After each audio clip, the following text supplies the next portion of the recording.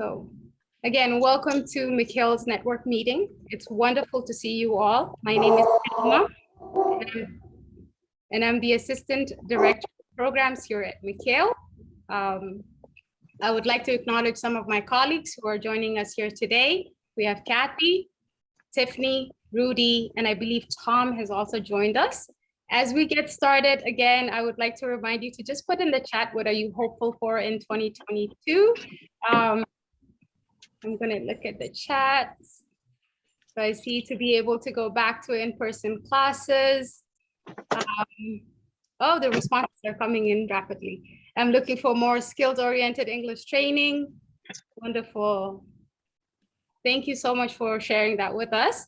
The focus of today's meeting will be on job skills and employment resources in the county. We all know how difficult the process of looking for employment is, and this process is even more daunting for individuals with language barriers or lack of cultural awareness of the employment process in a new country. We hope that this meeting will be beneficial to you all and provide you with some resources that you can share with your ESOL learners and also the community. Before we get started with our panel discussion, I would like to invite Kathy, McNeill's Executive Director, to offer some opening remarks. Welcome, Kathy.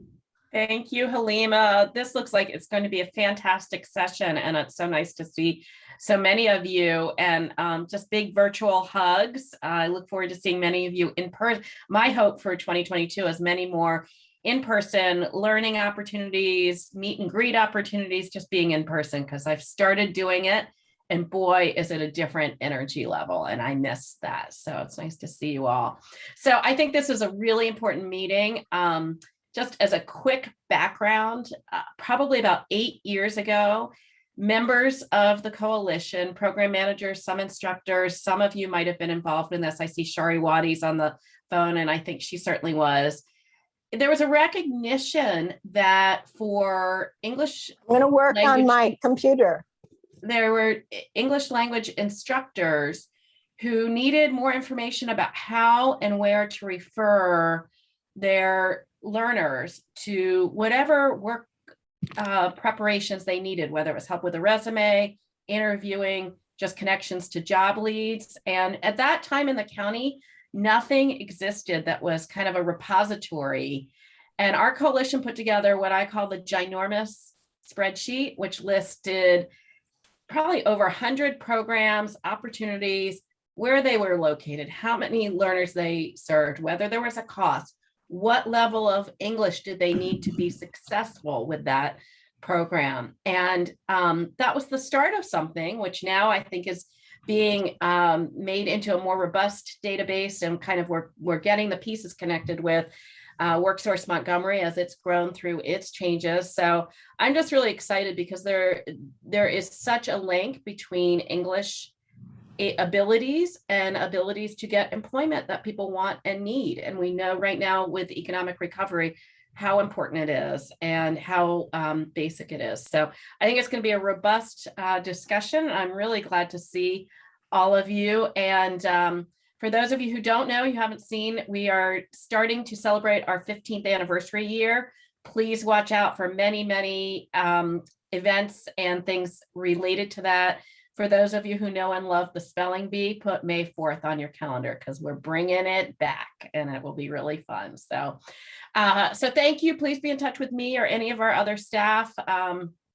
If you have questions or want to meet or want to talk, we're open for that. So Halima, I'll let you go. It looks like a great meeting, and thank you for having me for a few minutes. I appreciate it. Thank you, Kathy. So with that, we will be starting our panel discussion. We have some great organizations from the county who are doing fantastic work, and we're excited to hear about all of the things that they're doing. I do want to remind all of our panelists to take a few moments before you get into your presentation to just sort of introduce yourself. And with that, I would like to welcome James from Worksource Montgomery. All right, thank you. I appreciate it, Halima. Thanks for having us here today. My name is James LeBlanc. I'm the Community Impact Manager at Worksource Montgomery. Also joining me today is our Community Impact Coordinator, Ruthie Pineda. And we are excited about the opportunity to present to this group. So I will try to share my screen. Let's see how that works out. Okay. All right. Okay. So move a couple things around here. Okay. Worksource Montgomery. This is our logo. Our mission, of course, is to link the regional and economic development, workforce, and education efforts in Montgomery County. We want to serve businesses, job seekers, and community-based organizations, as well as faith-based organizations, government officials, and those type of entities as well. Our vision is to meet the talent attraction, development, and retention needs of strategic industries. We want to be an arm of the local businesses, human resources, and take some of that screening and those kinds of things that they do off their plate. We want to meet the needs of the underemployed and unemployed, and develop career pathways that lead to sustainable wage jobs. Let me move on. So for our job seekers, so as you may know, we have American Job Centers, the AJCs. We have one in Wheaton. It's a relatively new location. It's a couple of blocks away from the old location in Wheaton, but it's a new location. We've been there 2 years. October marked 2 years in that building. It's a fantastic site. And if anyone wants to come check it out, take a tour, see what we're doing for job seekers in the area, I'll put my email in the chat after this as well. We can coordinate that. A lot of exciting things coming. We're going to have some VR, virtual reality technology going on down there real soon. We have, of course, all the technology that anyone can come access, regardless of their documentation status or just whatever other barriers might limit them from some of the other federally funded programs. Anybody can come use the resource rooms. Of course, there's one in, like I said, an AJC in Wheaton and another one in Germantown. And the one in Germantown is due to open back up within the next 30 days or so, but the one in Wheaton has been open since July. And of course, all of our services in any location have been virtually attainable throughout ever since pretty much March of 2020, when the pandemic sent us all inside. So access to technology, they can use our computers, our printers, get help with labor market information, job boards.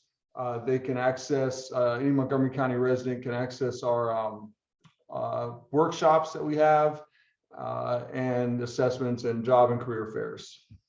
Now, many of you may know about the WIOA, what's commonly known as WIOA, the Workforce Innovation and Opportunity Act, which the legislation that passed in 2014 under the Obama administration. We have a plan. There's a WIOA plan, a federal plan, there's a state plan, and then it drills down all the way to the different areas, including Montgomery County. And when folks enter the WIOA program for adults or for young adults, they get wraparound case management, which is addressing barriers and remediating that as well. They get a case manager who kind of walks with them shoulder to shoulder, so to speak, through their journey into a career pathway. In Montgomery County, it's a little bit of a unique county from other counties I've worked in, other areas, in that there are some very high level job seekers. So it's not really a situation where you're going to get a lot of, we used to call it punches and bunches when I worked in DC, where you just go place 20, 30 people in a shot. Doesn't really happen in Montgomery County. It's more one-offs. There are a lot of program managers. There's a lot of just high-level biotech folks who are looking for work. There's just a little bit of a different, there's a little bit of a unique aspect to Montgomery County. So we want to pair our job seekers up with a career advisor who's going to take the time to really partner with them on their career path in an individualized, customized basis. And of course, we have job placement assistance and subsidized employment opportunities, which include OJT, on-the-job training opportunities, where the business is actually reimbursed up to 90% of the wages for a agreed upon time period, kind of a tryout test before you invest. And we also have WEX as work experiences for the young adults, 16 to 24. This is our out-of-school youth program that is run by our sub-grantees, Latin American Youth Center, LAYC, as well as Identity Inc. They're doing a fantastic job. We just did the sort of the rollout on that a couple of weeks ago, and I'm very excited about what we're offering the young folks in Montgomery County. And of course, one thing that separates WIOA from other programs is the retention piece, the 12-month post-employment case management. So once you're placed, once our team gets you placed in employment, we don't just kind of drop you off at the door and say good luck. We follow up for a year, and because things happen, life happens, and 6 months after you place, something might occur where you need some support. So we're there to help with that process for 12 months after what we call a successful exit due to employment. I was going to say next slide, but that would be my job to go to the next slide. Business solutions. So this is what we offer our the businesses who we partner with in Montgomery County. Of course, our core services, registration on MWE, the Maryland Workforce Exchange, which is actually very, it gives businesses a lot of leverage as far as finding talent, being registered in MWE, and I would definitely encourage every business in Maryland to register here. We kind of hang our hat on recruitment events. There's one going on right now, actually an in-person event for Montgomery County parks. We had a virtual event for them yesterday and the in-person one today in Wheaton. So that's going on right now. We've kind of become experts on doing virtual hiring events due to necessity, obviously. And they're kind of neat. We have breakout rooms so they can do individualized one-on-one interviews. It's really very impactful, and it works. But we also, there's nothing like an in-person event. So there's nothing like being, eye to eye in the same space. And so we just started those back up last month. And I believe this is our third one so far since we started the in-person hiring events as well. As I mentioned before, we want to help businesses in the recruiting process. So we're able to screen applicants. We're able to develop the whole individual employment plan with our participants. And so when we present a candidate to an organization, to a business, we're pretty confident that this is a good fit. This is definitely someone that they're going to want to speak with. And they've taken our, what you call soft skills or essential skills training that of course helps with the retention. And they've also been afforded, if they're in the WIOA program, they've been afforded the opportunity to get training, which I didn't touch on the previous slide. One of the great things about WIOA is the training dollars that are available through the federal funding, up to $3,500 at a time for vocational-based training. It's not for college or accredited college courses, but it is for vocational training. For example, CDL or CNA or project management course, something that will beef up their resume and enhance their skill set to take the next step in their career. So that's a fantastic aspect of Reentry. 56539. Okay, and as I mentioned, we do job fairs and recruiting for the businesses.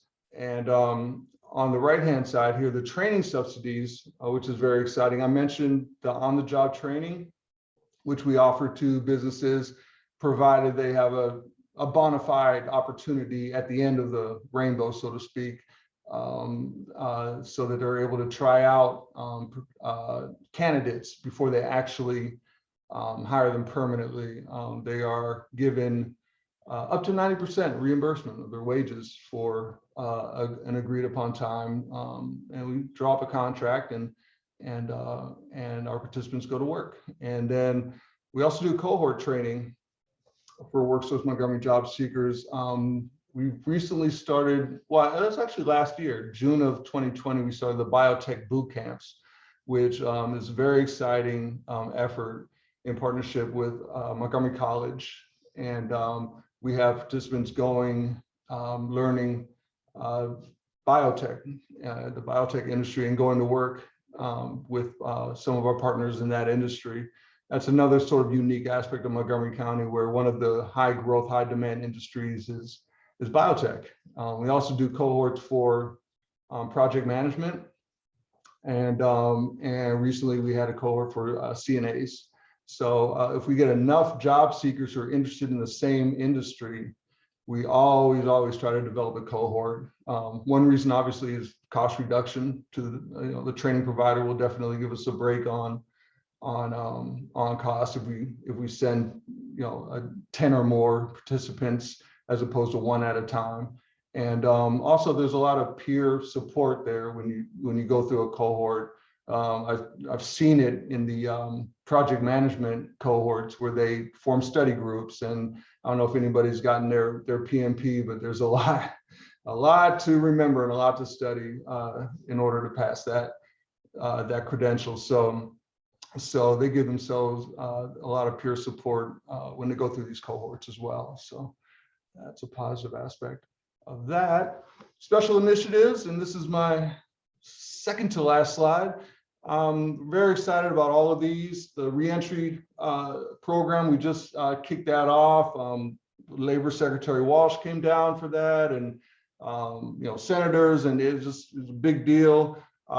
We are very passionate about assisting our Montgomery County residents who are returning from incarceration, reentry, ex-offenders, whatever the term is we want to use. These are our neighbors, our relatives, our folks, and we want to ensure that they are successful. So we have a team inside the jail who helps with the soft skills, the essential skills, getting them ready, addressing barriers, making a plan, and then there's a warm handoff to our team on the outside, where they go right to our folks and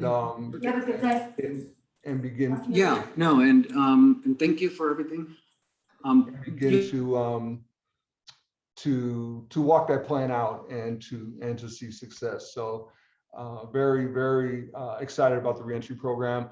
The EPIC, the Educational Partnerships for IT Careers, where we are able to send our folks for IT training.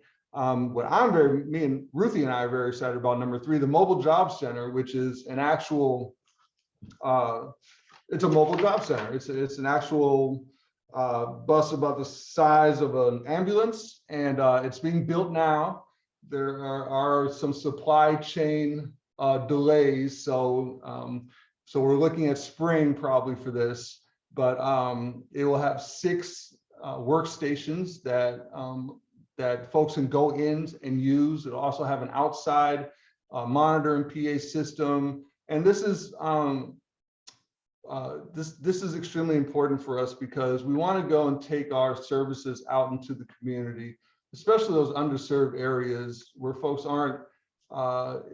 There's barriers as far as them getting to the American Job Centers, and so we want to say, okay, we're not just going to sit in the cozy confines of our offices and wait for you to ring our doorbell. We're going to bring our services out into the community and address and meet the needs of our folks in these underserved areas. So we're very excited about this, and it is coming soon. And the grant relief for onboarding workers, we just went through our first cycle of that. I believe there are 80 applicants. These are businesses who get, I believe, up to $50,000 help, assistance each to help onboard new workers. These are businesses who have been affected by COVID, and so we got some funds to assist them onboarding new workers.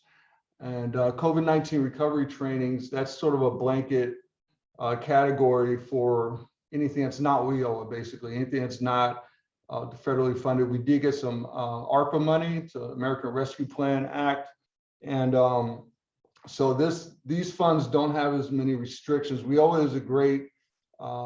is a great federal program. You know, with federal dollars, there are a lot of hoops to jump through to even get enrolled. You have to have all the documentation. You have to bring everything to the table that's asked, so that we can build that file, and so that when we're audited, we can show that yes, we crossed T's and dotted I's. With the ARPA money, there's less restrictions, and we're able to be more we were able to be more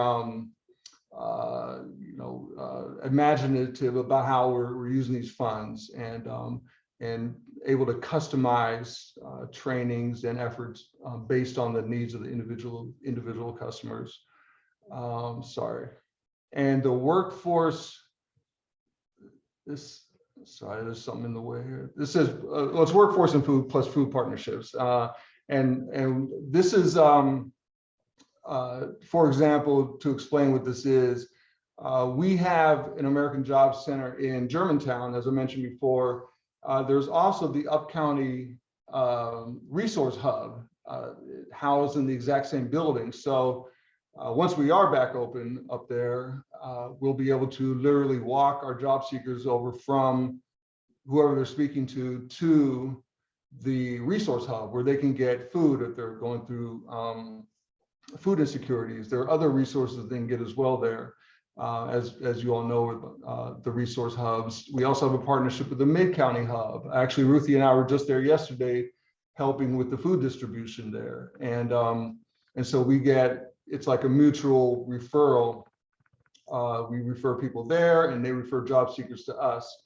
And so these are very important, because we understand that we want to address the individuals holistically, and not just, okay, you came in, let me get you a job, thanks, bye, next. No, we want to take everybody as an individual, that this person has a family, this person has a community, so we need to address them as an individual and customize their plan, and understand that there are other barriers and other assistance they need besides just a job. If you give me a job but I'm hungry, how effective am I going to be? If you give me a job and I'm not sure where I'm staying tonight, how effective am I really going to be? So realistically, we have to address the whole person, the whole family, in order to be effective and to make a real change. So that's what that means as far as the workforce and food partnerships. Sorry to interrupt, James. We're at time. And I'm done. These are our locations and information, and I'll put my email in the chat. The only other thing I wanted to say was, please email me if you'd like me to add you to Basecamp, which is our platform we use to disseminate all our information. You'll know about all our hiring events, all of our programs, grant opportunities. As soon as I put you on Basecamp, I just need your email. And the last thing is, we have a community asset map that we're building, and I would love for everybody to, I'd like to send the survey we have out to everybody who want to take part in that, so that we can build up this asset map for initially internally, so that we know where to refer people to, but also we're going to build out an app for job seekers and just Montgomery County residents in general, so they'll be able to know where all the support is for whatever their situation might be. So I'll put my email in the chat. Thank you for the time. Sorry to go over. Thank you. We'll open the platform later on towards the end for Q&A, but we did receive 2 questions that I would like to combine. Do you work with refugees, those with special immigrant visa, and undocumented immigrants? Right, so that is, I sort of mentioned that in the COVID-19 trainings, where we do have some ARPA funding to be able to be a little more strategic about helping folks who are undocumented. We cannot help them under the WIOA funding. It's a federally funded program where they have to have all the documentation. However, there is some other money that that we're able to access to help those who are undocumented. It's sort of customized and it's a case by case. So I can't sit here and make promises, but there is some leeway there. Great, thank you. And everyone, please put your questions in the chat. We will try to get to them after each presentation and also in the end. Thank you, James. Our next speaker is Elizabeth. I would like to welcome Elizabeth. Excellent. Thank you so much, Halima, and to McNeill for hosting this event, and also to James. It was great to hear about Worksource Montgomery and all of the work that you're doing. I've connected with some of your colleagues in previous meetings, but I always learn about something new that your organization is doing. So great information there. So a little bit about Upwardly Global and who we are as an organization. Well, first of all, I'm Elizabeth Madjlesi. I'm the program manager for the DMV office. We're based here in Washington, D.C., have been operating virtually for the past year and a half, like many organizations, but we are starting to trickle back into the office and work a couple of days a week from the office. Hope to open our doors to job seekers again in the spring next year. We are a national organization. We're a national nonprofit organization, 501c3 nonprofit organization. We're headquartered in New York, but we have regional offices here in DC and San Francisco, and Chicago. So we're kind of spread out across the nation. And our mission is really to eliminate employment barriers for immigrant and refugee professionals and to advance the inclusion of their skills into the U.S. economy. So we really see it as a win-win situation, helping to bring professionals back to their careers and to reconnect them to the opportunities that can really utilize their expertise, but also recognizing that it's a win for the U.S. economy as well. Moving them into those skilled professions really, brings those dollars back to the U.S. economy as well. We estimate that there are over 2 million immigrant and refugee professionals who are either or underemployed. I think it's closer to 2.3 million, and that's from the Migration Policy Institute. So we recognize that there is a big need that we're working to address, and we are looking to scale our programs in the future and operate outside of just our regional hubs. And I'll say just very quickly that one of the benefits, and I think this is probably the case for other organizations on this call, one of the benefits of the past year and a half and shifting to this virtual space is being able to serve candidates, job seekers remotely, and not just focus on our regional hubs, but really looking at statewide services and moving into areas where we previously did not have a footprint. So a little bit about our impact and who we're serving and the impact that we have both nationwide, but also here in DMV. So annually, we're serving about 1,500 job seekers, and that's across Upwardly Global. That number is rapidly increasing, in particular with the Afghan new arrivals that we're serving. We're actually looking to double that number in 2022.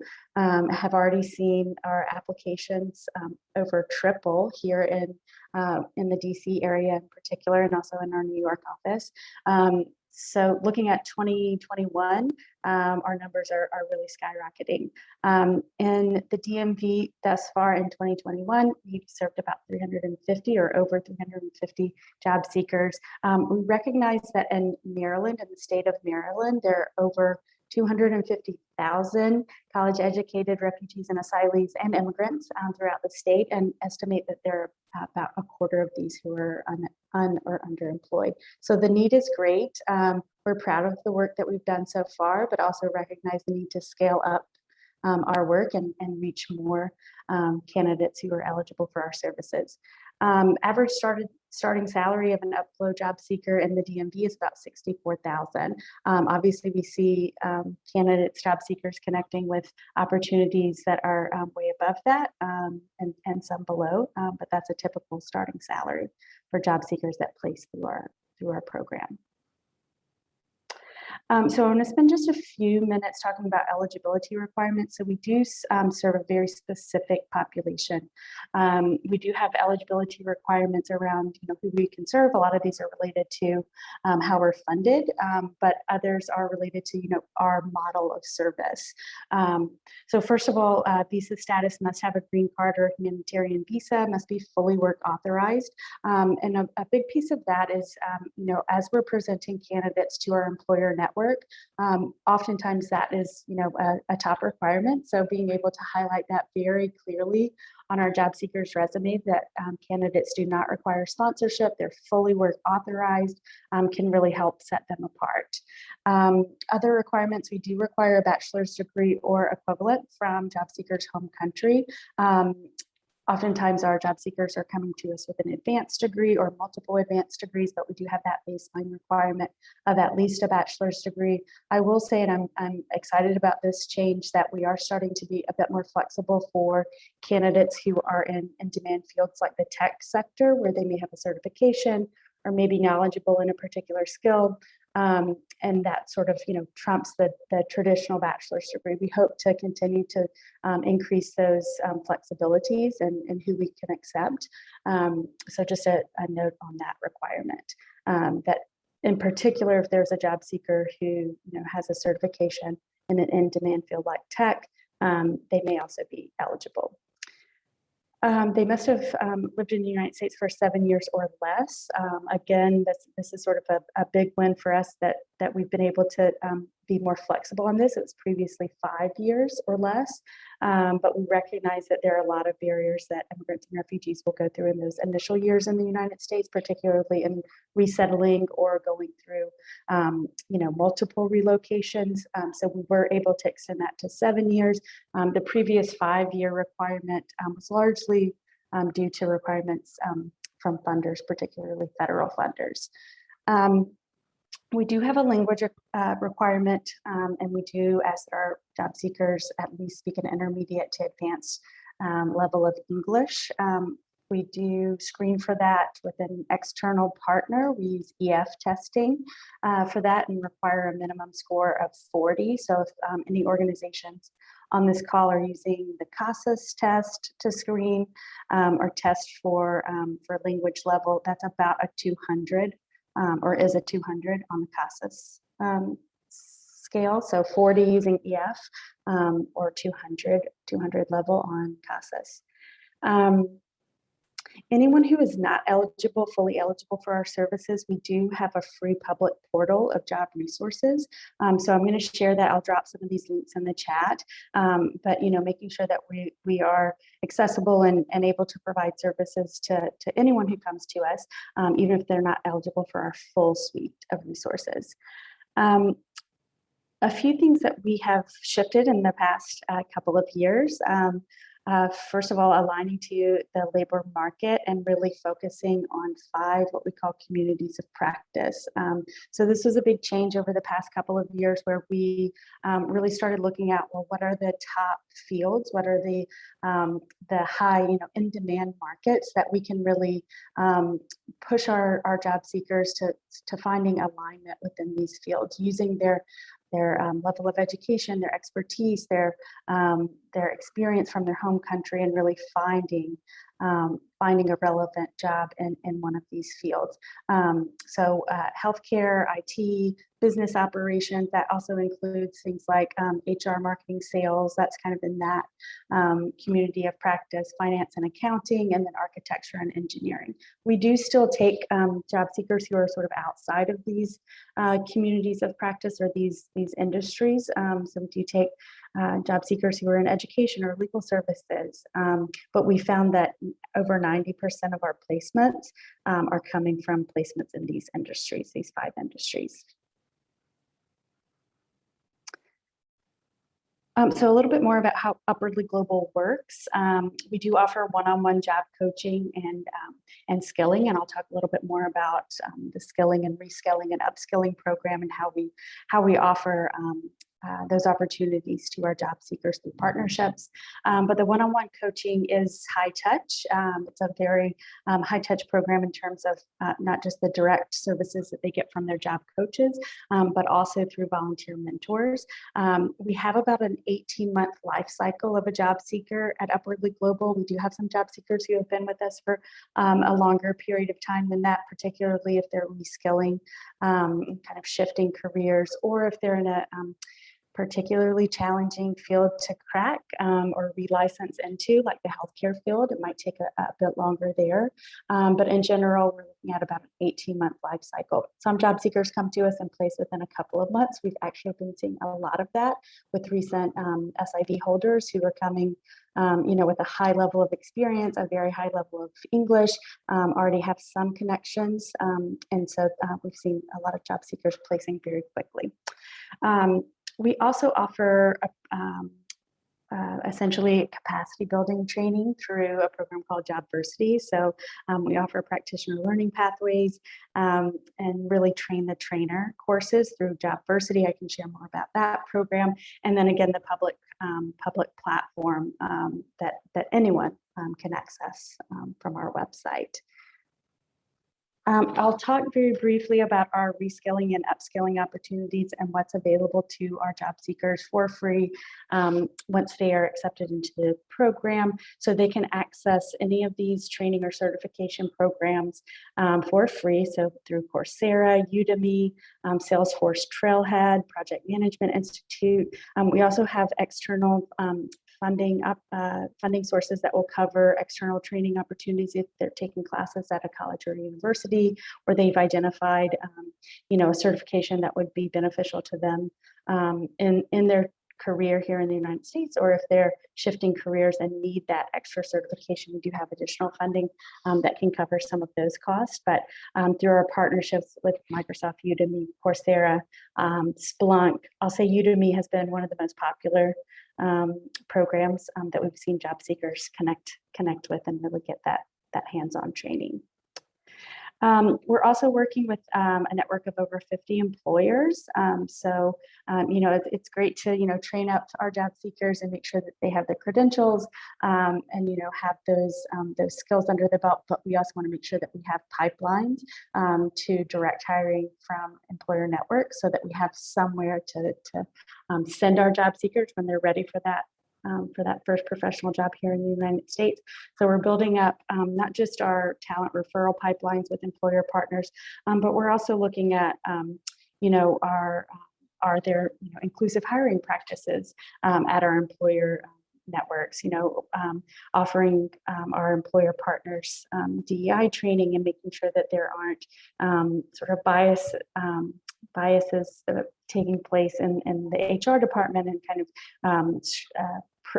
preemptively screening out candidates who seem like they wouldn't be a good fit because they don't have home office experience, things like that. So those are a few ways that we're connecting with our employer partners. Again, I mentioned the public platform. I'll drop a direct link in the chat for that, as well as for Jobversity. I do want to mention one regional program. So, of course, again, we're a national nonprofit organization, but here in the DMV, we are funded by the Office of Refugee Resettlement, or partially funded by the Office of Refugee Resettlement, and have a career pathways program that offers additional funding for some of that external training that I was talking about. Of course, our job seekers can take advantage of any of the skilling skilling, reskilling, upskilling training that we offer through our skilling partners. But if they identify other opportunities outside of that and there are additional costs, we can cover those costs through our partnership with ORR. We're administering that program in partnership with Montgomery College this year. We have traditionally in the past 3 years that we've been working with ORR, have partnered with Workforce Development Center in Alexandria, Virginia, which has been a great, really successful way to build out our footprint in Virginia. We're really excited to be working with Montgomery College to build out our footprint in Maryland and Montgomery County in particular. So we'll be working with the Refugee Training Center there at Montgomery College for this Career Pathways program. Okay, the public platform that I've mentioned a couple of times, and again, I'll drop a direct link to this in the chat. But for anyone who's not fully eligible or not fully ready for our direct coaching program, they can access these resources on the public platform. So things like, accessing curriculum on preparing for U.S. job search. There are some professional English language communication skills trainings linked there. Tips on mastering a phone interview, and really, it's very accessible to any job seeker, regardless of what their immigration status is. Because all of those trainings are in English, it does require a certain level of English. Although I will say all of our training is designed with an English language learner in mind. So how can you refer job seekers to us? You can send them directly to me. If you'd like a warm handoff, you can send them directly to our application, which again, I'll drop a link to in the chat. And we do encourage you to refer any job seeker who's already working with you who would be a good fit for our program to apply. It's an additional resource. We're always encouraging our job seekers to build out their professional network and really connect with as many programs and services as possible. With that, I think I will stop sharing my screen. So I can drop some links in the chat.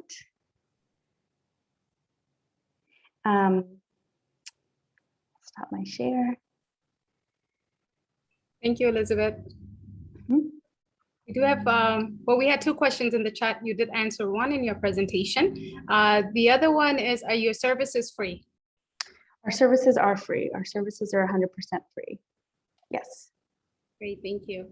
And are there any tips for immigrants who have foreign credentials who are thinking about starting their career here? You did mention that intermediate English is one of the requirements, but for people who are just thinking about ahead.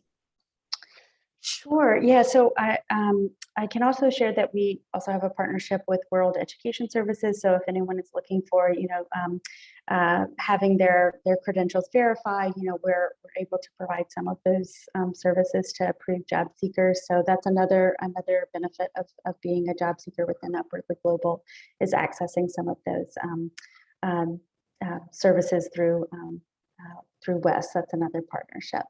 We really find that our strengths lie in our partnerships, our employer partners, our community partners for referrals. So glad to be connected with this group. Also glad to connect our job seekers to other partnerships and services that go beyond what we offer directly at UpGlow. Lovely, thank you so much. And now I would like to invite Kunda and Mana from CareerCatchers. Welcome.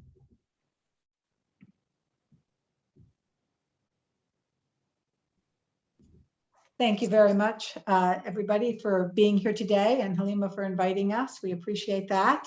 Kunda and I are going to tag team a little on the presentation. So CareerCatchers was started in 2007.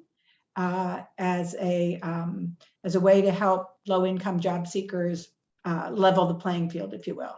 Kunda, we could go to the next slide, please. When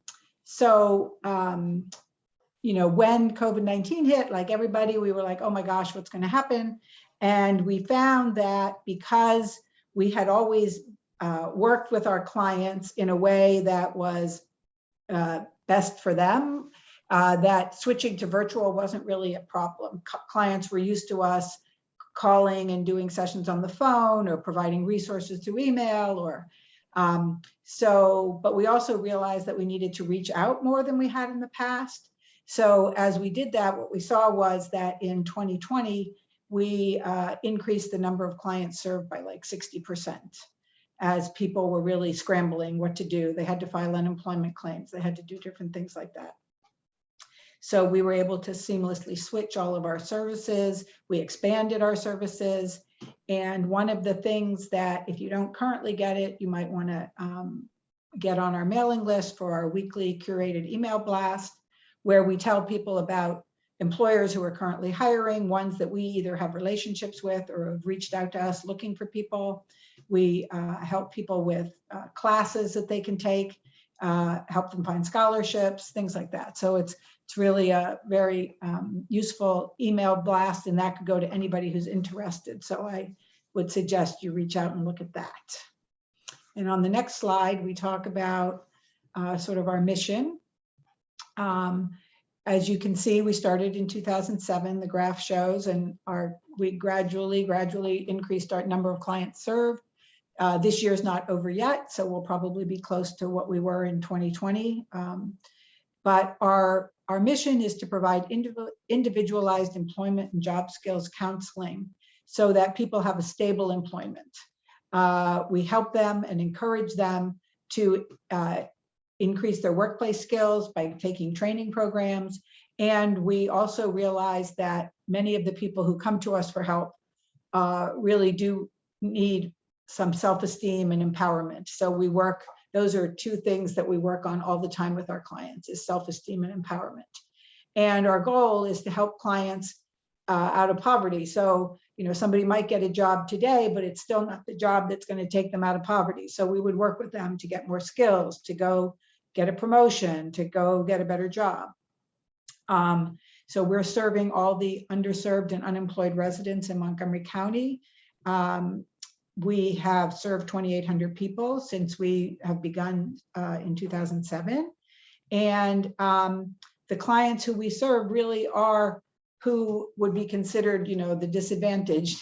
They're non-mutually exclusive, people who are homeless, people who are domestic violence victims, those who are foreign-born, those with disabilities, the previously incarcerated, youth aging out of foster care, and disconnected youth.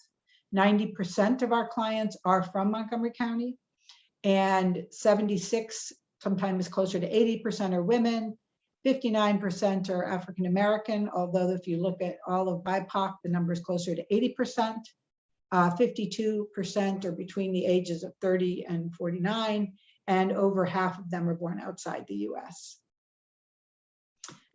We started the pandemic with a staff of 3. And as you can see, we've grown pretty tremendously throughout the pandemic because of the services we were able to provide residents of Montgomery County primarily. And we got, we were able to raise some more money and offer some more services. And so now we're at 10 and soon to be at 11 employees. So we realize that every client who comes to us has a journey, has a story to share. And so we work very individually. If someone comes to us, for example, we had a client who was a domestic violence victim whose English skills were very poor. Her education from her own country was very 7th or 8th grade. And so, but she needed to work. So we worked with her. We helped her find some ESOL classes she could take to improve her English skills. We got her a community tutor to improve, to help her even with that. We got her a few classes at Montgomery College. And through helping her network and making, you know, helping her feel good about herself, she became friendly with the hiring manager at her local Starbucks. And I'm happy to report that she is now, for the past 9 months or so, been employed by Starbucks, which, as many of you know, is a wonderful employer. Her English skills have improved tremendously since being there. They pay a decent wage.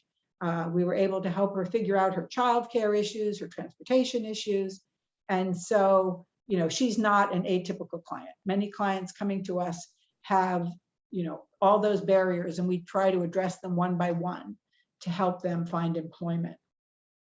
Just quickly in the graph there, you can see the number of clients who we see intensively, which means they come to us not only to go to a workshop or something like that, but we actually work with them one-on-one. And that number has been growing every year.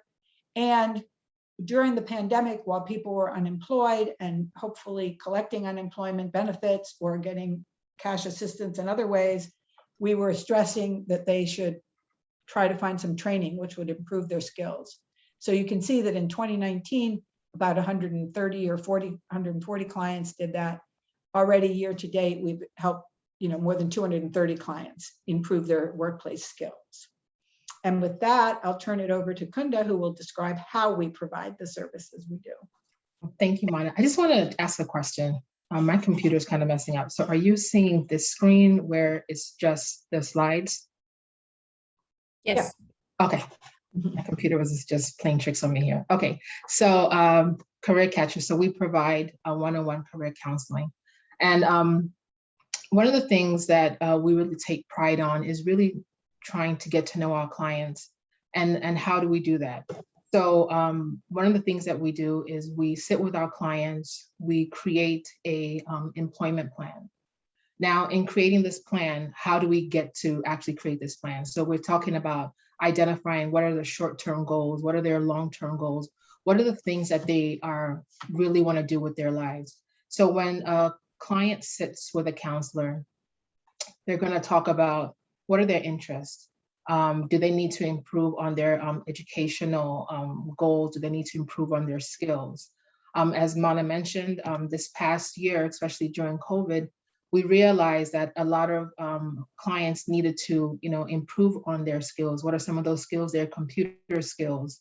There are a lot of resources that are out there, which I'll get into very shortly. But really allowing clients to really take the time to sit down and ask themselves basic questions. What is it that I really want to accomplish during this period of the pandemic? And what we found was that education was really key. So as we've mentioned, we had a lot more clients upscaling and improving on their skills through taking some of these courses. So the other thing that we do with our clients is that we provide mock interviews with them for interviewing to improve on their interviewing skills. Everybody interviews, but we all know that it can be challenging. So really taking the time to sit with your client and really, guide them through the whole interviewing process. Another thing that we do is, as I mentioned earlier, is identifying their short-term and their long-term goals, because we want people not just to get a job, but to really get into a place and space and start to think about a career, right? So we know that for some of our clients, because they're just getting out of homelessness or whether they're just getting out of a domestic violence situation, the first thing they do is to increase their income. But they all have dreams. So the goal is to help them identify a long-term goal, which is part of what do they want to do as far as their careers, okay? Oops, sorry about that. We're really excited that during this whole period of the pandemic, and not only during the pandemic, but even beginning of this year, we're still in the pandemic. But as you can see that our clients are steadily getting employment. And how have we been so successful in helping our clients get employment? Well, I'll tell you that in a minute. One of the things that we have every Wednesday is what we call our job club. And for example, today we actually had Starbucks come in. They're one of our partners, and they were providing our clients with a workshop. Every Wednesday, we provide clients with a workshop that addresses various job-related topics, from resume writing to how to deal with difficult employees, just various topics. The other thing that we started during the pandemic was an empowerment workshop. So as I mentioned, we work with a lot of clients that are domestic violence and just people who are just going through things in life. But the empowerment workshop came about because some of our domestic violence victims just wanted a safe space and a place where they could talk. So we started this empowerment workshop, and we talk about stress, we talk about self-esteem, establishing boundaries, managing your emotions, just different topics that the clients will dictate to us. So at the end of each workshop, we ask them, what would you like us to talk about next? And we found that it's been very helpful because these are topics that the clients really want to hear about. So each week we come prepared in providing them a great topic, which obviously they're the ones that have chosen. The other thing, oops, I'm so sorry. Another program that we have is our learning community. So somebody has mentioned about working with people who are undocumented.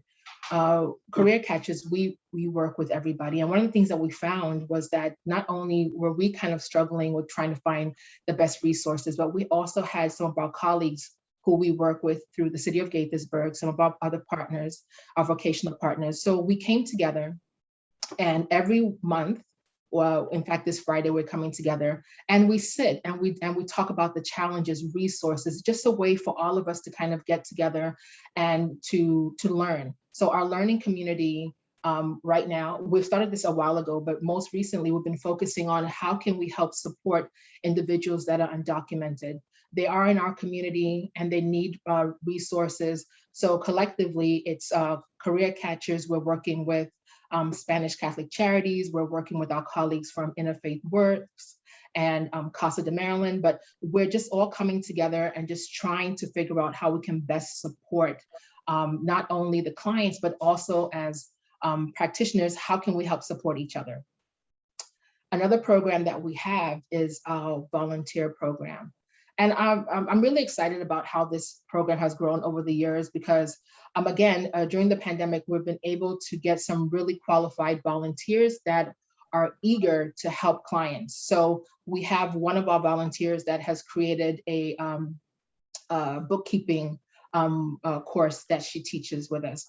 We have volunteers that are helping our clients with GED, one-on-one coaching for math and science. So just, it's really been an amazing opportunity to see how many people are willing to volunteer. And we have been just so grateful for the volunteers that we have. We have another individual that has been helping us with Excel. We had a Google Docs course that was run by volunteers, QuickBooks.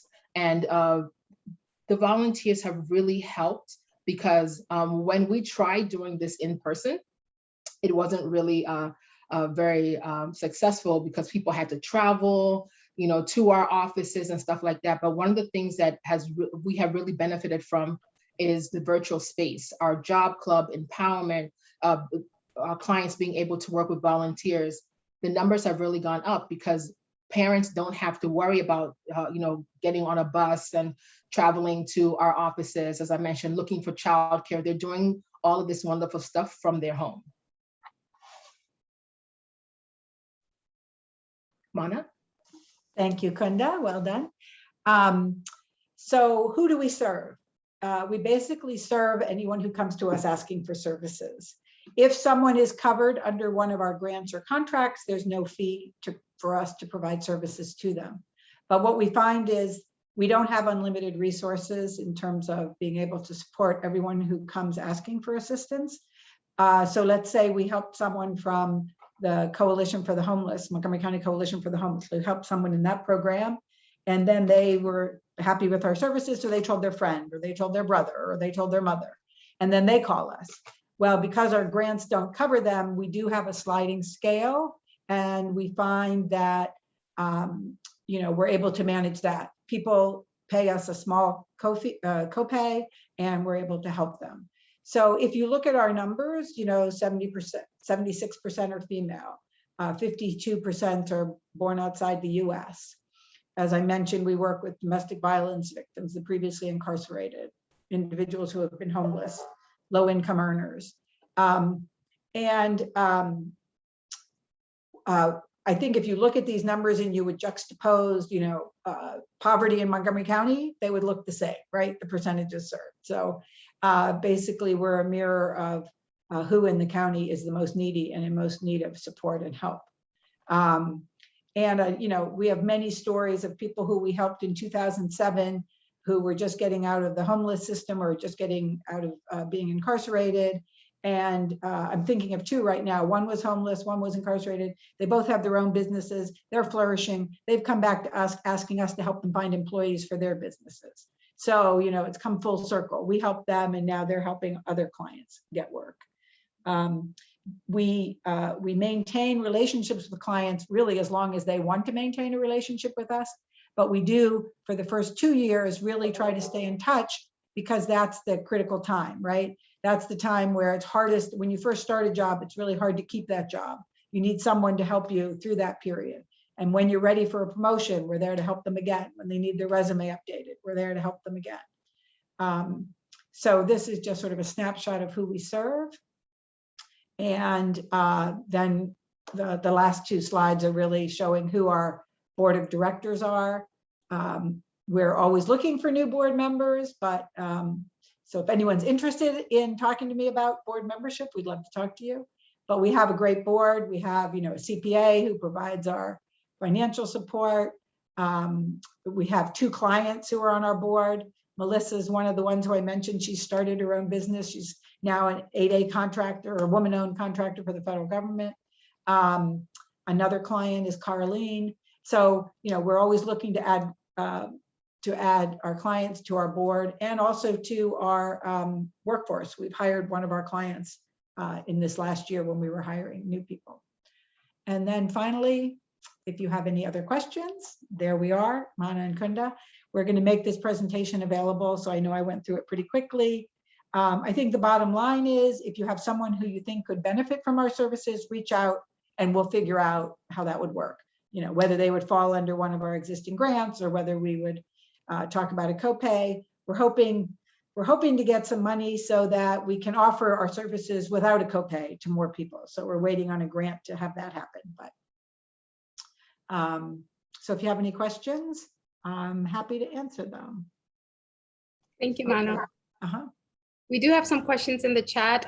Do you have a list for those who are covered by your program on your website, perhaps? I think it is covered there. Yes, all the partners who can refer to us directly is on our website. But really, if you're in doubt, just reach out. We're happy to talk to you about it. There are 2 other questions as well. Do you offer training or counseling in language other than English? And also, do you provide technical assistance to refugees in terms of how to use the computer, internet, and all of that? Yes. So the answer is yes to both of those. One of our staff members is a native Spanish speaker. And we were part of the county's EARP program. I don't know if you all are familiar with that, but it was their program to provide cash assistance during COVID for people who didn't qualify for unemployment benefits, or they did not qualify for the federal stimulus check. So basically, we're talking about people who were undocumented. And what we effectively did for that program was we used the language line and served them that way. So that's also an option, but we do have a Spanish speaker on staff. Wonderful. Was there another question in there? No, that was it. Okay. I would like to ask you a question in terms of like your one-on-one employment counseling. Is that tailored to ESOL learners? Well, it is because, you know, so many of our clients are foreign born. I myself am a daughter of immigrant parents, and I know what it's like to live in a household where you're never quite sure what your housing situation is going to be, where the food's coming from. We sort of look at all aspects of someone's being successful in the workplace. So that could mean getting the English language skills you need. It could mean getting the food resources you need. It could be helping with transportation and childcare and all those other issues. So I would say we are very, all of the staff are very attuned to what our clients are going through when we provide services to them. Great, wonderful. I would like to thank all of our panelists for this wealth of information that you've provided with us. And now I would like to open the virtual space for more question and answers, discussions. If you would like, please put your questions in the chat, or you could also unmute yourself. Halima, this is Rudy. There were a couple of questions for James earlier. I think that I'm not sure were covered. One was, are your services at Worksource available for people outside the county? Thank you, Rudy.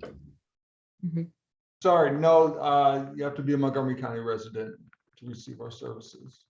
There are Okay, and the same American Job Centers in, PG County, Anne Arundel County. They mirror our services. okay, and also your on-the-job training, is it only in English or do you offer that in Spanish as well? That's based on the employer that does the hiring. So if they are a Spanish-speaking employer or other language-speaking employer, then it's all good. I see. And finally, could you discuss which programs or points of entry might be best for beginning or lower literacy individuals? So, yeah, so we would have to take that case by case and assign them to a career advisor and then see what the best route would be on a case by case basis. Because you might be low literacy, but you might be highly skilled in something, or vice versa. So I won't want to do a blanket response to that, but I like to encourage them to basically, if you have someone you'd like to refer to us, email me directly, and I'll make sure they get an intake interview and get on the path to the right direction. My email is probably way up on the chat at this point, but it's there. Thank you. Thank you. And also in a couple of days, we'll be sharing the slides and the recording for this meeting and any links that were shared in the chat as well. We do have another question in the chat. Do the three organizations coordinate with each other? Have you done work together? I can start off from CareerCatchers. So CareerCatchers, we work very closely with Worksource Montgomery, and we have referred numerous clients to Upwardly Global because we understand that we can't do everything on our own, and there are such amazing organizations in the county, so collaboration is key. Same. So I'm very new. I just started in July, so but I know that we work with both organizations, and CareerCatchers, I see them everywhere, and Upwardly Global, I know that we also refer customer or job seekers who might not have the documentation, and we refer them over to Upwardly Global to help with that. I'm sorry, the credentialing. They may be credentialed in something from their native country, and we get them over to Upwardly Global in order to get that transferred to U.S. credentialing. Great, thank you. I would like to pose this question to all of the people who are attending the meeting. Are there particular challenges or concerns that you're hearing from ESOL learners, people that you're working with in terms of their job skills or just the overall employment process? Hi, this is Belinda. I work with Youngquist Immigrant Resource Center. Some of the requests that we've been having lately are people that are low literacy skill. We have had a couple of requests now with, literacy classes in Spanish or in French. So I don't know if any of you guys are, aware of that, if you have any resource, any ideas for us. So one of the things that CareerCatchers does is, like we mentioned earlier, in order to help our clients who are low skilled, we provide one-on-one tutoring.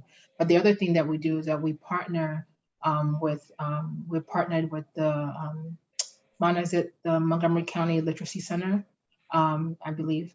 And they have an amazing program where we are working closely with them and in partnership with them and working one-on-one with our clients. That's how we as an organization are helping. So I would recommend possibly reaching out to the Literacy Council. Okay, great. Great advice, thank you. There are also a number of programs that are represented here in our of our attendees that programs that offer English but are work-related English. Is there anybody here who might be able to speak to that?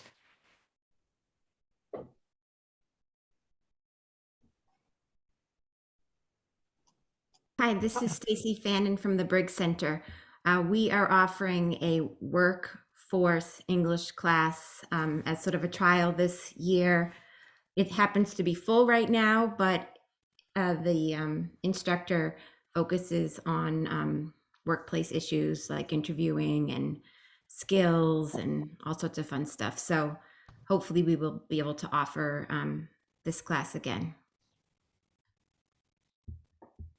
We actually offer a very specific targeted program. It's a culinary program, in-kitchen program that is integrated with ESOL and math, along with some interview skills, customer service, and team building. And we also partner with a number of organizations on this call as well. But yeah, so we offer that, and it's open to anybody in the DMV actually. Great. Stacy and Amelia, would you mind putting your information in the chat if people can follow up if they're interested?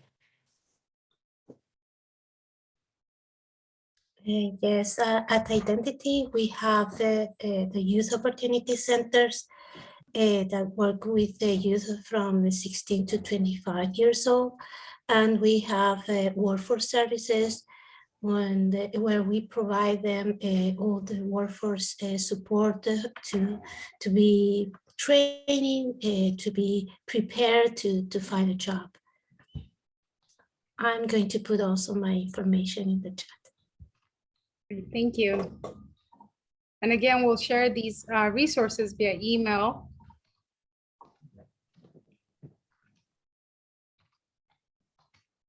There's one other program I know of, which is Vietnamese American Services. They have a specific English for Workforce program.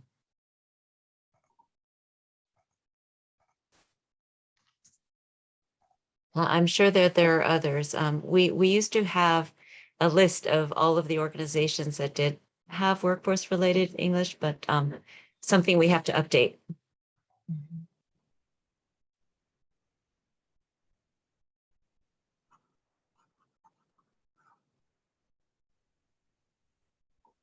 Great, thank you so much. Is there anyone else who would like to share?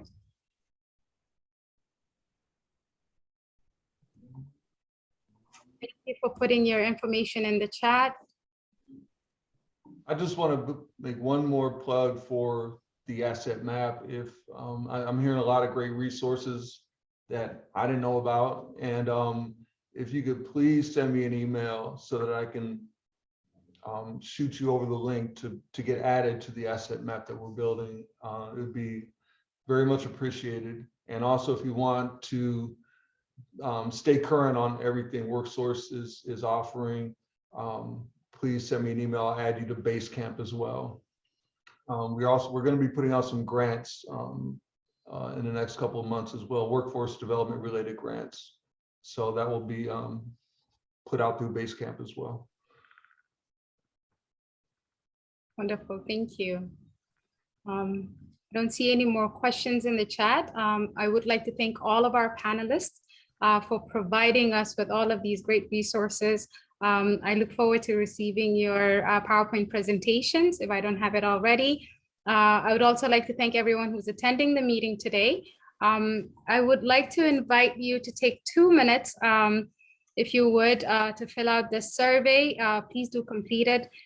We do want to plan and facilitate meetings that are on topics that are meaningful to you, to your instructors, as well as to your learners, and we do value your feedback.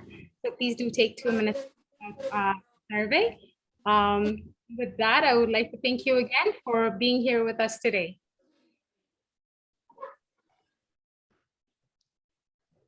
Thanks for having us.